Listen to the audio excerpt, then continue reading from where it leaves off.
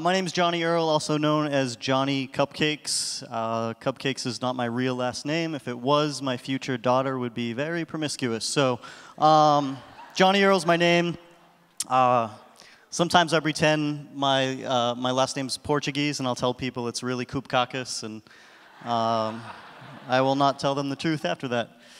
So, I like Wu-Tang Clan, I like banh mi sandwiches, I like Mario Kart 64, I like Aladdin for Super Nintendo and Sega. I like to floss my teeth all the time. I keep these in my back pocket, and I really love Home Alone. It's one of my favorite movies, but the people who live there now do not like solicitors. So those are things that I enjoy. Things that I do not enjoy is traffic. And growing up as a kid, I would see my family come home miserable from their 9-to-5 job because of the time that was wasted in traffic, which means that was lost time that my parents were not able to raise my little sister and I. We were raised by a crazy yet amazing Greek family next door. But if there was anything that I learned, it was I'm going to figure out a way to make this work and to find a balance and to make more time for my family.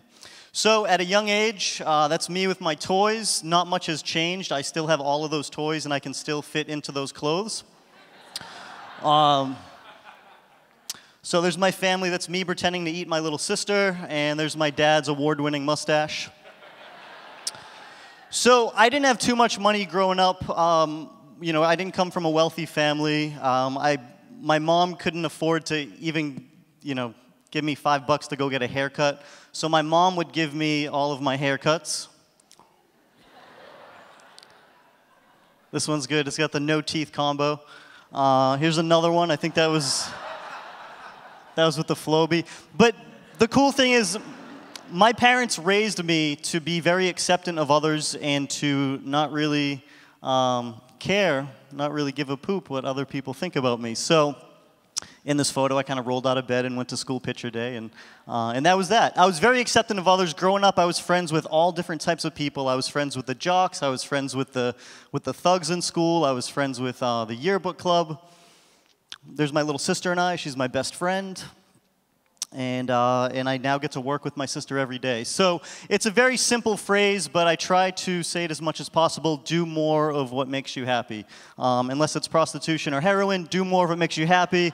You know what I mean. Follow your passion. Make time for it. It's unfortunate that sometimes it takes a near-death experience for us to realize how precious life really is.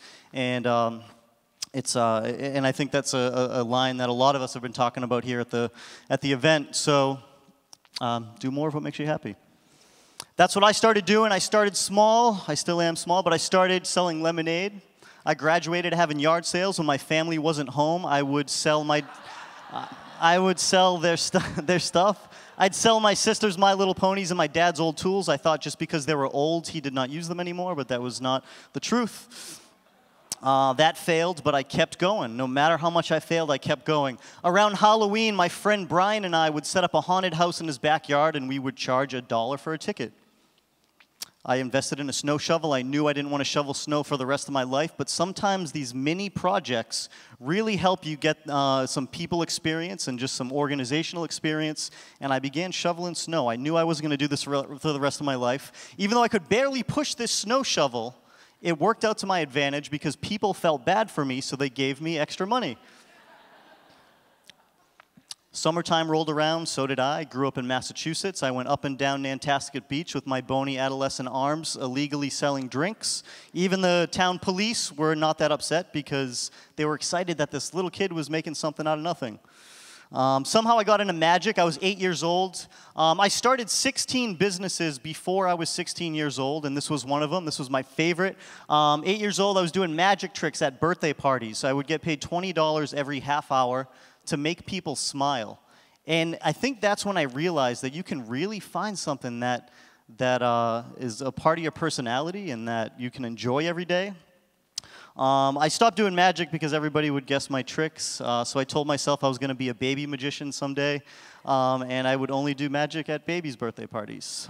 So this is a photo of me. This is my first gig. I'm doing the trick where you put a needle through a balloon and it doesn't pop. I have He-Man Masters of the Universe sheets over my table, and just like most kids, I've got the, stay out of my bedroom sign on the door. I was so infatuated with creating a unique experience that I was taking photos, and my mom was taking photos of the crowd, and I think that's when it really clicked that no matter what I do, I want to make sure that my customers always feel like it's their birthday when they experience any of my products or services. This is an actual advertisement that was in the town newspaper. My mom put it in there when I was young, and she actually gave me a scrapbook recently, and it was the most thoughtful gift that I've ever been given. And in this scrapbook was the actual advertisement. And I'm looking at it, and there's two things that kind of stuck out. One of them was my mom would straight up drop me off at complete strangers' houses. And I'm like, Mom, someday I'm really going to disappear. You can't do that. That was crazy. I'm still alive. And the second thing is, it's a cute advertisement, but I'm 32. I just turned 32. If I put this in the newspaper now, it looks a little molesty, so I'm just not going to do magic tricks. I'll only do magic tricks at parties, and I don't know. But anyways. So I went to public schools. I had a learning disability. I was diagnosed with multiple learning disabilities. I never took any drugs for it because my family couldn't really afford it, and we didn't pay too much attention to it because I did not look at it as a disability. I looked at it as a superpower because I knew right away what I did not want to do, which was like 100% of my homework. But when I did find that one thing I was passionate about, I would focus on it at over 110%. And that was when the magic would happen. Unfortunately, this didn't help me get good grades, so my parents took me out of the public schools and put me into a charter school where I got to learn at my level, and that was cool. But at first I was scared. I had to take this funny little bus with all these funny little people, and then I realized that I was one of those funny little people. In fact, I was the president of all the funny little people. Hopped in the bus, went to school. It was one of the best things that happened to me was learning in small groups. There's me. I was the editor of the school's very first yearbook. I used to wear really big clothes because I wanted to be a gangster, and I thought I would be more tough by wearing bigger clothes, so that's me. I called myself the editor, although I did not edit one thing here. It was just a scrapbook of my photos that I resold to people in my school. So in 8th grade, I realized the South Shore Charter School did not have a yearbook. So what I did was I took my personal scrapbook and I took pre-orders. It's a simple thing that anyone can do when they're testing out an idea. And in 8th grade, I made $2,000. And this was before social media. This was me just walking up to people and trying to sell this scrapbook ahead of time. Timing helps when you guys do a pre-order. Realizing that people get paid at the end of the week. Don't do it on Fridays, though, because people are very distracted. Timing helps around the holidays. People are more apt to buy more gifts for people. And I wouldn't sell something on a Monday because people don't even want to look at you in the eyes on a Monday. So, you know, middle to the end of the week I've found has been very helpful when sending out email campaigns and when just launching any new products. Offering incentive. Why is someone going to give you money for something that doesn't exist yet? Give them a percentage off, throw in some stickers, give them a reason to want to support this idea that you have. Have a physical sample. It's less sketchy. Approach the right people and approach people you know. Eventually, you will have to leave your immediate social circle, and that's where the magic happens, when you meet new people. And that's why an event like this is so important.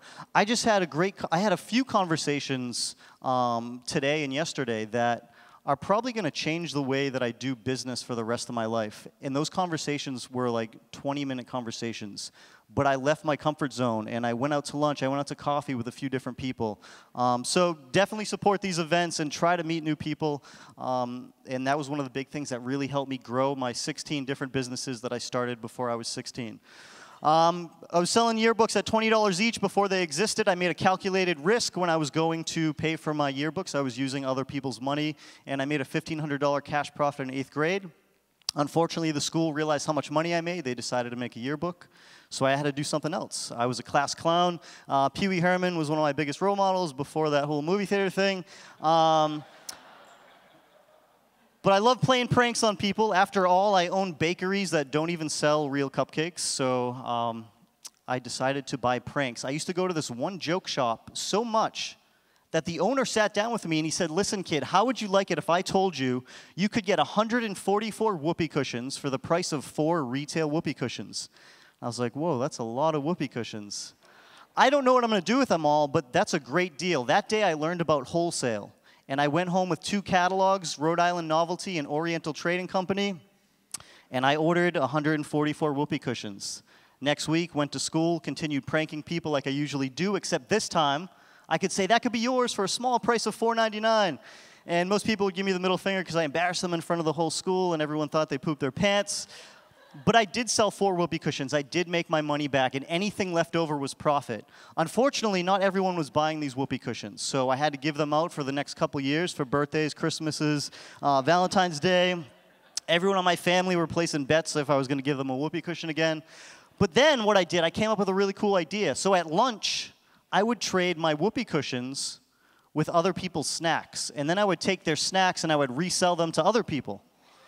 So I had this way to get rid of excess inventory, to get new inventory, and then to get new customers. And it was a really cool cycle, but it was all because I would leave my comfort zone. When you guys do meet new people, always check on 3 things. Make sure you have good eye contact. I don't know about you guys, but I can't trust someone if they can't look me in the eyes when I'm talking to them. It could make or break a business deal. Make sure you have a good handshake. If your hand sweats, make sure you wipe it off a little bit. My dad, when he shakes people's hands, he does not let go for at least 90 seconds. He just keeps shaking and smiling, and I'm like, Dad, you can't do that. And the third thing to keep in mind that could make or break a business opportunity is obviously making sure you do not have poo-poo breath.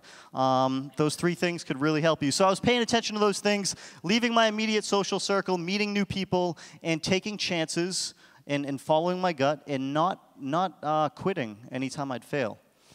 So I'd reinvest my money back into more pranks. I had itching powder, fart spray, stink bomb, switchblade combs. I would go into school every day, and I would stuff all these pranks into my oversized Orlando Magic starter jacket with a pouch in the front. I didn't even like sports back then, but I wanted to be a magician, so I saw a jacket that said magic on it, so I got it. So this itching powder was crazy. This actually almost got me expelled from school because someone had an allergic reaction and had to get rushed to the emergency room because they were allergic to the itching powder. I tiptoed by the nurse's office to see if this was true, and this kid had a huge rash on his back. So this isn't really his back. I got this off a Google image search. At first, I typed in rash, and then I was like, oh no, so then I typed in back rash.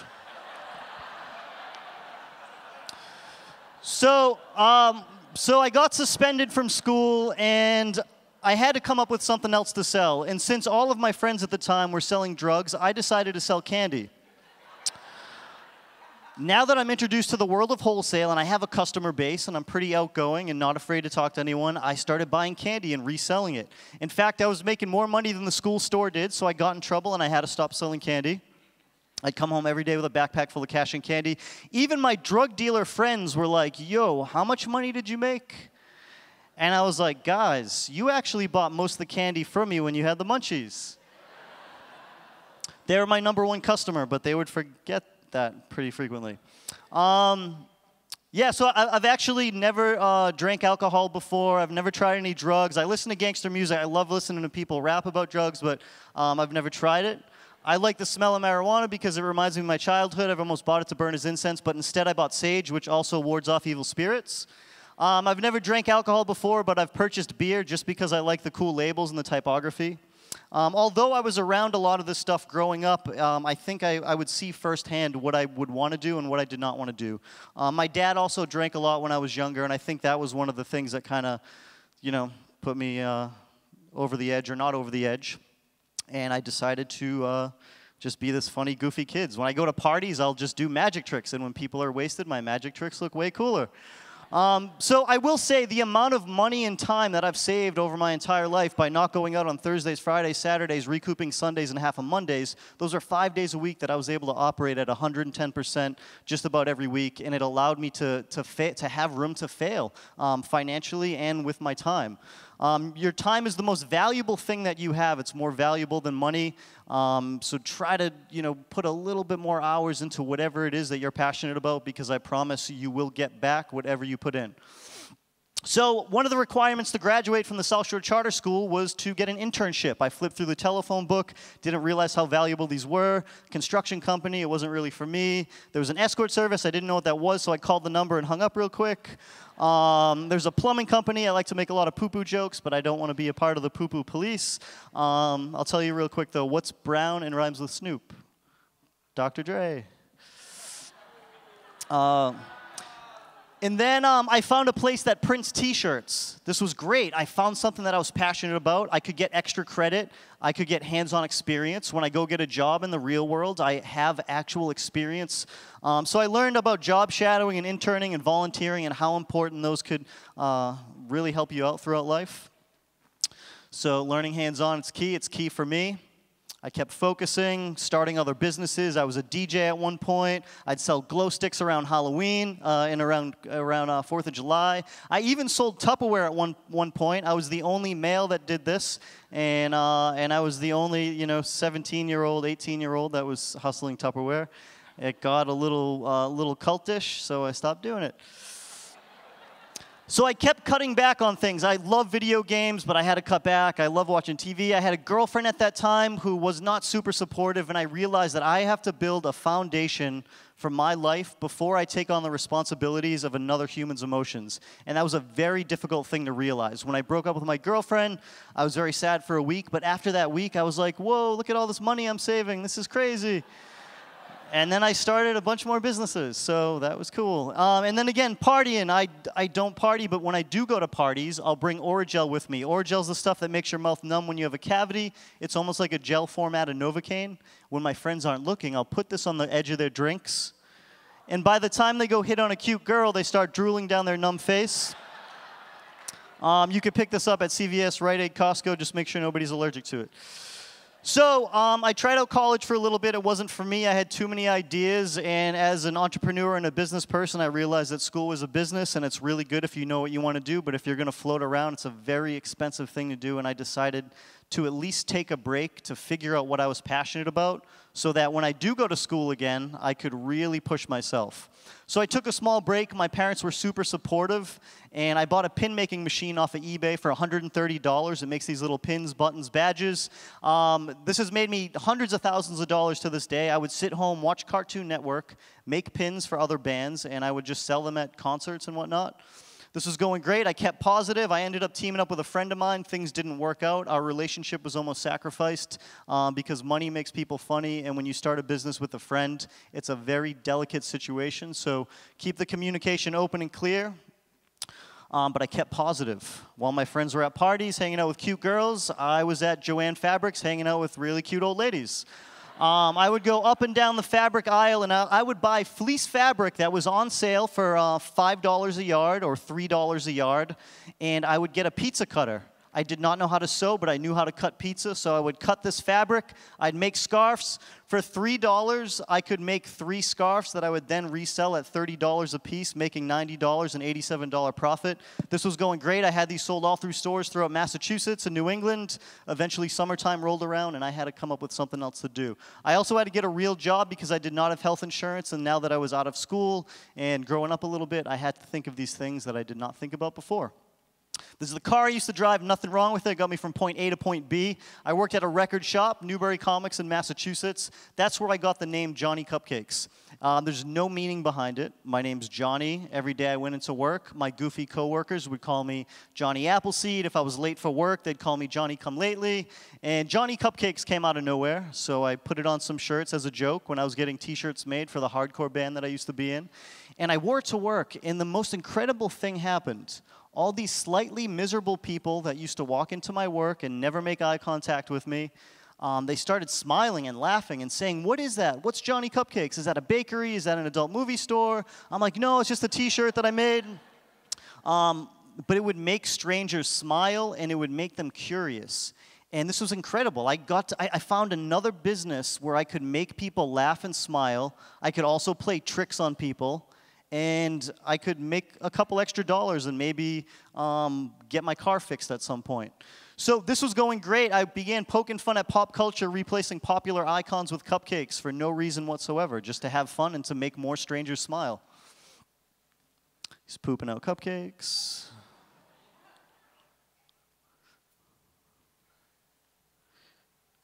Yeah, just a lot of random chubby chef slam dunking a cupcake. You know those Got Milk advertisements with like the milk mustache? I thought it would be clever to make some that say Got Cupcakes, and I made all these flyers and passed them out, and then someone said it looked like something else, so I stopped doing it. They said it looked like mashed potatoes, and I was like, no, it's supposed to look like frosting. Instead of Compton, it says cupcakes on his hat. Legalized cupcakes, he's holding a bag of sprinkles. So this is where you're going to find out why my T-shirt brand is different, why it's weird, why people camp out for weeks to buy limited edition T-shirts. I've met over 1,000 people around the world that have my brand's logo tattooed on themselves. I've seen face tattoos. It's really scary. I've seen neck tattoos, chest tattoos. At first it was weird, but after hearing their stories, some people have been inspired to live a healthier lifestyle. Some people have been inspired and motivated to start their own brand. And over time, we've built a community that fosters entrepreneurship, creativity, and we put on a lot of events in the community, whether it's bringing our customers together to do a charity together, or whether it's just all getting together and me saying, hey, show up at this pizza shop with your Johnny Cupcakes shirt on, and I'll treat you to dinner. I try to make it be like the Willy Wonka of T-shirts. So to give you an example, we released a breakfast-themed T-shirt. I believe we sold this for $40 or $50, and we sold out of them within 24 hours. To go along with this theme, I thought it would be funny and a pain in the butt to release this T-shirt only during breakfast hours.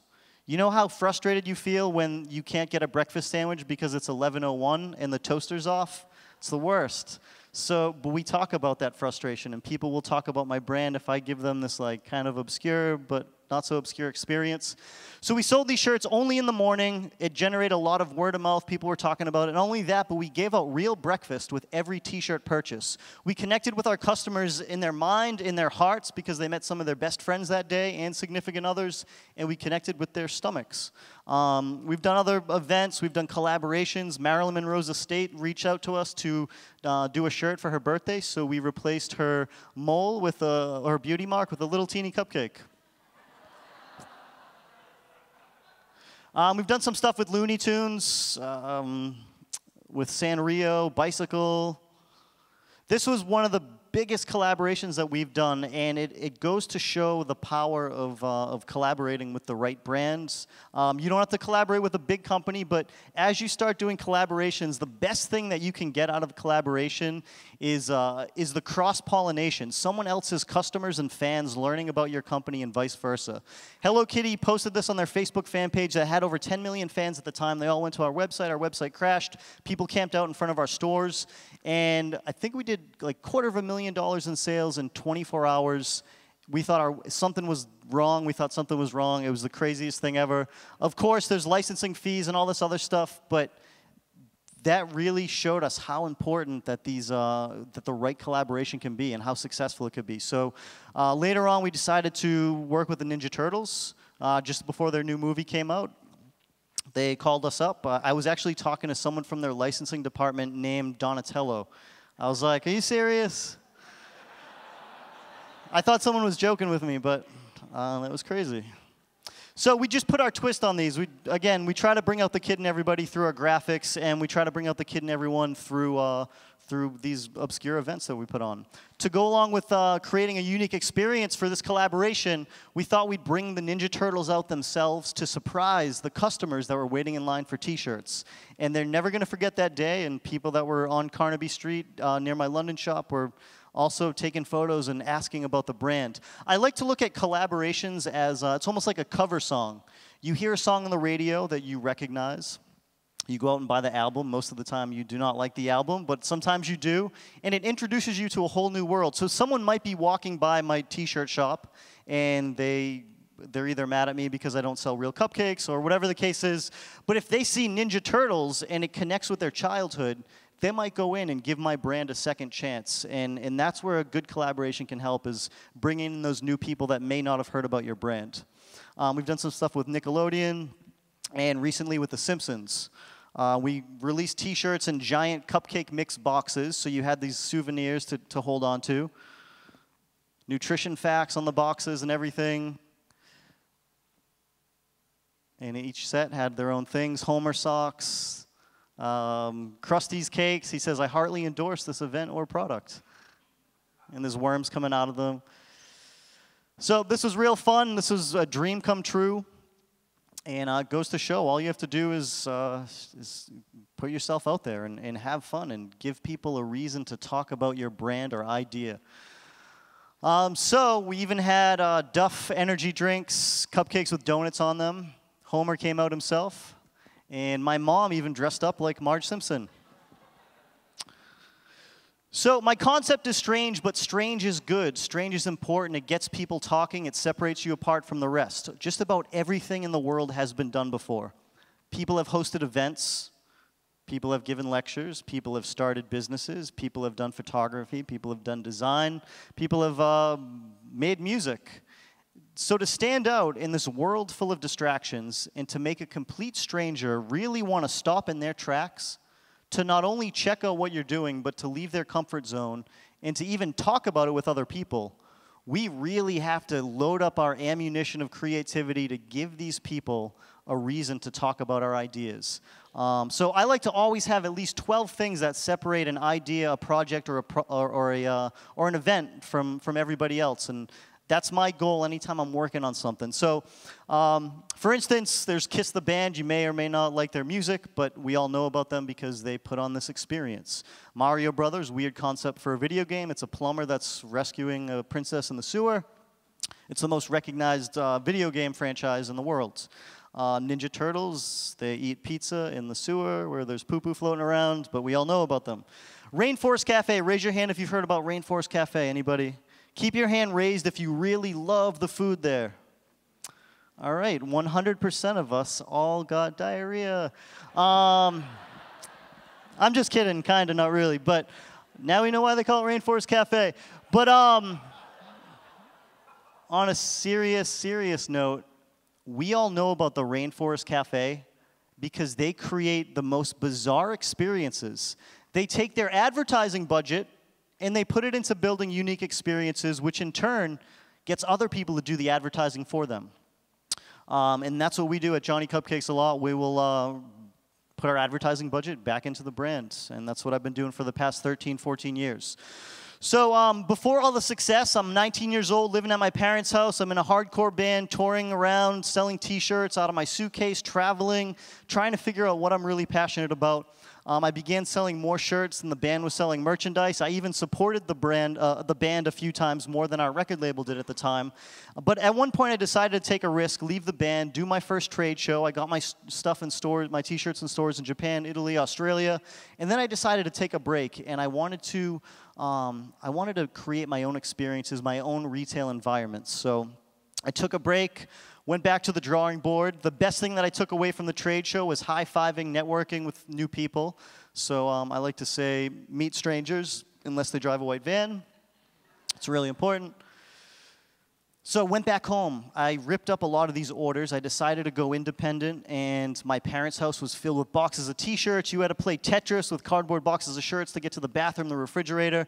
For my birthday, my dad built out the attic. For Christmas, my dad built out the other side of the attic. And even though I was getting scoliosis from crouching down so much in a 110-degree attic, I was having a blast. Strangers around the world were buying T-shirts from cities that I've never heard of, towns that I've never heard of.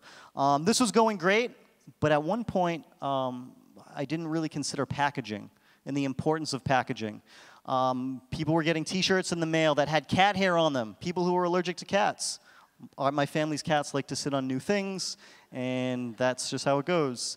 Some people were getting shirts in the mail that smelled like cigarette smoke or were dusty, so I started working on packaging. Raise your hand if you've ever saved your sneaker boxes. Anybody? All right. Has anyone ever gone to McDonald's just because of the toy, the Happy Meal, the experience? Or your kids made you go because of that? All right, 100% of the people here. And then who saves their packaging from the Apple Store just because the box is open in 13 different weird ways? We're like, oh, let's just save this. This is kind of cool. And lastly, raise your hand if you know anyone that saves the sticker on their hats that announces what size head they have. Although it's a sneaker size, people like to save that sticker, and it's that packaging, those little details. So I like to say good packaging does not get thrown away. When you develop an idea or a product, that packaging could really make or break a business opportunity. We focus on some packaging. Our earrings went in food containers.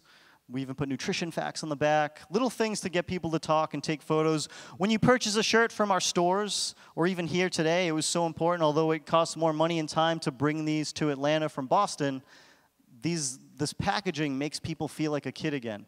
It costs more money and time to do, but people save that packaging and the word of mouth spreads just a little bit more.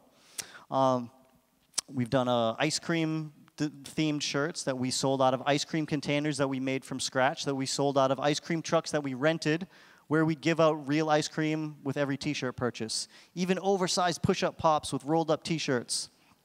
Frosting containers with scented shirts inside. To-go Chinese food-themed shirts in little to-go boxes. Horror-themed shirts around Halloween and VHS tapes. And just to get you guys thinking outside of your zone, Count Spatula. Burger shirts, you get the idea. Even when we ship out shirts through our website, we have to create an experience that's more than just digital. So when someone orders a shirt on our website, we'll do the custom packaging. My mom recently told me that we could save over $100,000 a year if we just use the free packaging from the USPS store. But if we did that, people would not take all these photos for Instagram. So we'll do the packaging, the little toys, anything we could do to get someone excited. Some people might get vintage trading cards in their orders. They might get a pack of batteries, a Snickers bar, a $20 bill, or a doll's head. But they get people talking, and it gives them this unique experience, and it's something they'll never forget. Anytime they go to a doll store, they're going to talk about Johnny Cupcakes. So sometimes I'll take a break from work, and I'll write a handwritten note on people's packages. Again, I want everyone to feel like it's their birthday. We ship out shirts every day all over the world. It's mostly from word-of-mouth advertising. A few things people have said online. This person said, "I just peed myself." This person said, "Sometimes it's little things. How many clothing designers or owners do you know who will personally write a thank you message for their customers?" Again, that took me 2 seconds to write thank you. If you can thank your customers, your community, the people who support you, it's just a good thing to do in general. But as a bonus, other good things business-wise will follow that. So yeah, just a few things that have been passed around social media just from these little details. We have oven mitt tags in some of our shirts. You cannot bake with these. Again, I'm OCD, and sometimes I just need to stick to simple things, but we have to challenge ourselves, myself and my team. Sometimes we'll hide secret messages inside of the shirts. I can't show you because it's secret.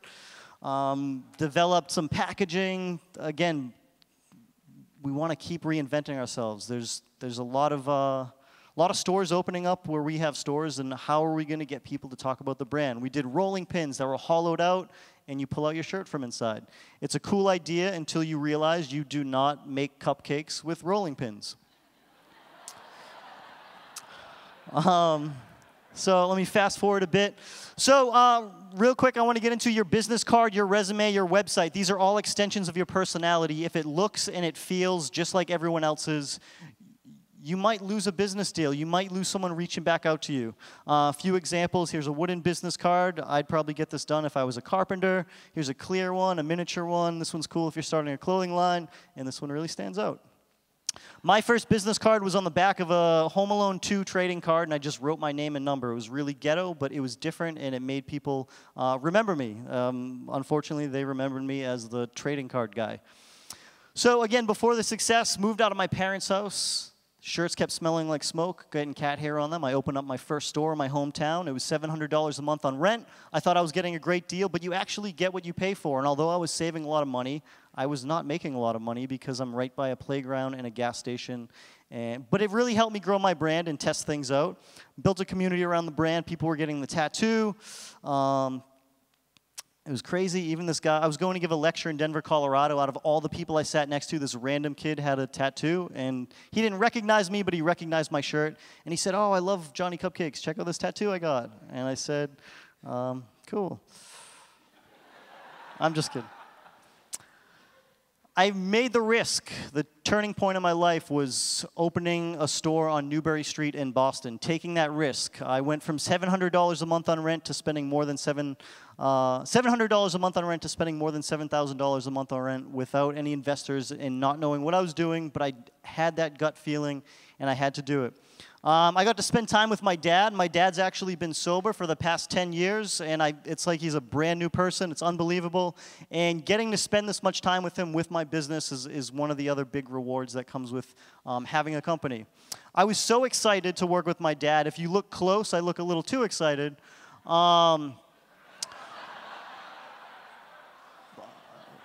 I'm sorry, I had to point it out because I'm really small, so anytime I wear something, I get this like little bunch up. So I didn't want you to think something was going on with my dad and I, but that's just baggy pants.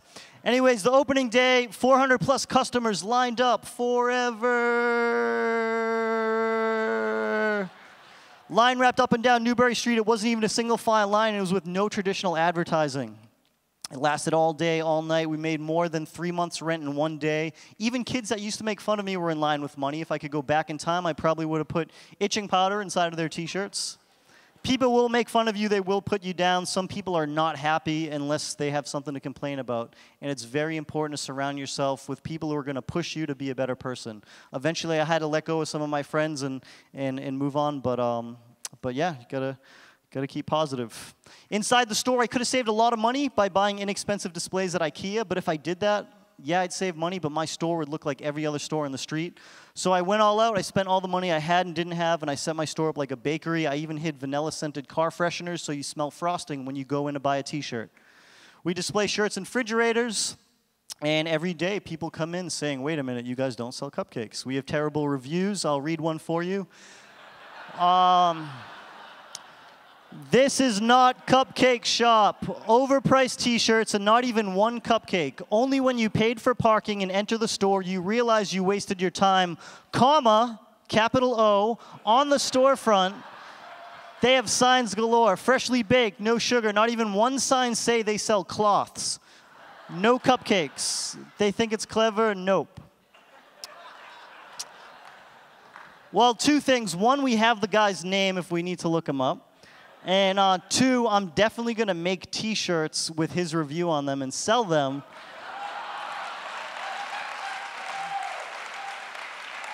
And it's going to be, yeah. I'm really serious, so that's that.